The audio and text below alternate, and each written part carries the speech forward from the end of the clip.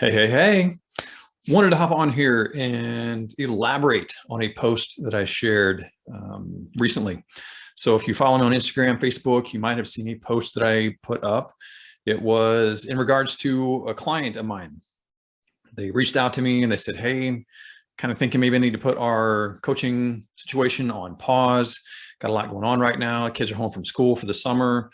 Um, and just feel like there's a little bit too much I'm trying to juggle right now.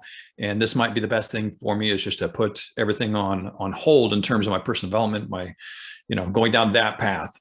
And of course, I went back to him and said, I am here for you, whatever that looks like, whether that be putting this on pause, whether that be ending it all together, whether that, being continuing it, whatever works best for you, you just let me know. I'm here for you. But one piece of advice that I offered them before they made their final decision was way too often in life, what happens is we will look at the situation that we're in. We're looking at everything that's kind of going on in our lives, and we'll say, well, man, it's so busy right now. I've got so much going on. And, in the post, and what I'm going to share with you right now is, talking about school, kids being out of school for the summer, hanging out, doing their thing. There's so much going on with that. You got so many summer activities to deal with.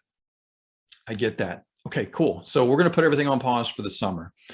But school gets back in session, thinking everything's going to be settled down then. But if we really, really look at it, when you have school back in session, well, then suddenly you've got homework to deal with. You've got packing lunches every morning. You've got extracurricular activities. You've got parent-teacher conferences. You've got PTA meetings. You've got all kinds of things going on with that. So you think, all right, well, once we get settled into school, then we'll go ahead and get things started back up in our lives. And this is not necessarily focused specifically on the coaching, but just in our lives in general. So you think once we get school settled down, we get back in, get the routine going, then we'll go ahead and start picking things back up. Well, then what happens is you get Halloween coming up. So you got to get Halloween costumes. Right after that, you got Thanksgiving. So you've got to worry about, do I have to cook? Am I going to host anybody? Where am I going to travel to if I'm going to go visit family for Thanksgiving? Shit, man, right after Thanksgiving, we got Christmas. Got to buy Christmas gifts. We got travel plans for that as well, depending on if you're celebrating here locally or if you're celebrating, somewhere else. So you got all that to deal with. Then New Year's Eve is going to roll around. Like shit, we got all these holidays. So let's get through the holidays, okay? If we just get through the holidays, then we can start focusing and we get everything back on track. But guess what? New year, new goals, new push from your workplace. They're saying, you know what, it's a brand new year. We want to really get things kicked off. We want to really launch this year and take it to the next level. So we're going to need an extra bit of, effort from you. We really need you to focus. We really need you to get buckled down and work extra hard. So you're going to have to put in some extra hours. You're going to have all these extra things to do. The weather is shitty, so you're not going to be able to get out and really spend any time enjoying that. You're going to be trapped inside, if you're here in the Midwest where I'm at. So you got all this stuff that you're dealing with at the first of the year. You think, you know what? All right, let's just get past the first of the year. Let's kind of get everything back on track. From starting over the new year, and then we'll get it going. Okay. That sounds like a plan. Let's just get going right after that. But wait, then spring rolls around. Okay. So we got spring. Spring brings up tax season. We got to get all my tax papers together. I got so much paperwork I got to get put together for that. I don't know what I did with all of it. Schools are starting to wrap up, and we got graduation coming up. We got end of the year parties. We've got all this stuff going on, trying to get that all figured out. And then we got to start making plans for, summer programs for the kids. And if we're going to be taking vacation and what we're going to do with that. So you know what, once summer rolls around, then things will calm down, and then I'll get a chance to try and get this all together. But guess what? Now we're right back where we started, which was summer.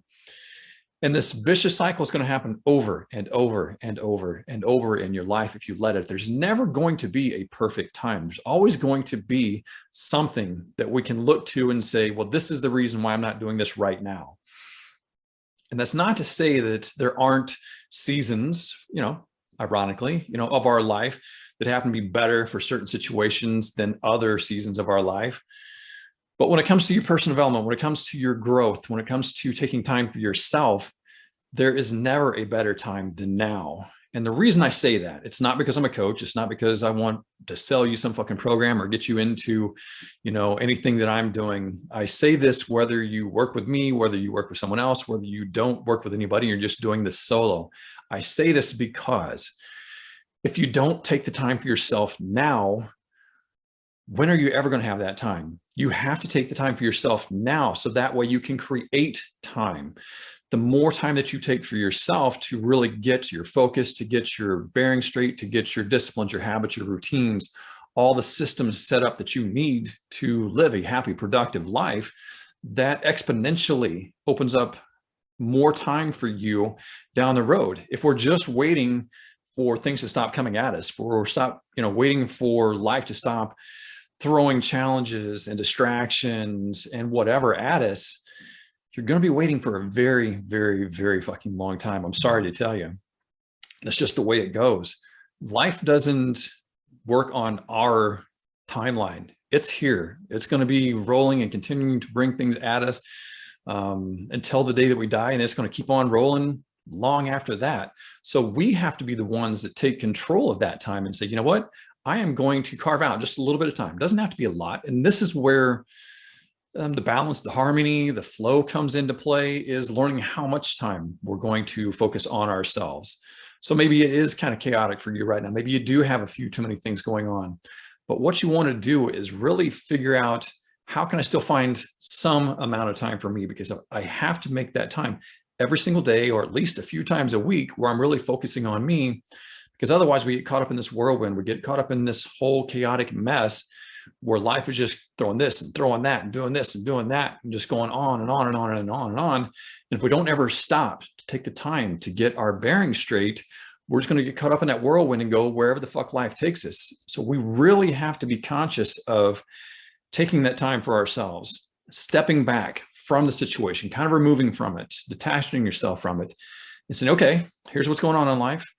Let me take a little time to breathe. Let me take some time to meditate. Let me take some time to journal. Let me take some time to read. Let me take some time to talk to somebody, to do whatever it takes for me to get my focus back, to get my sense of confidence back, get my sense of direction back.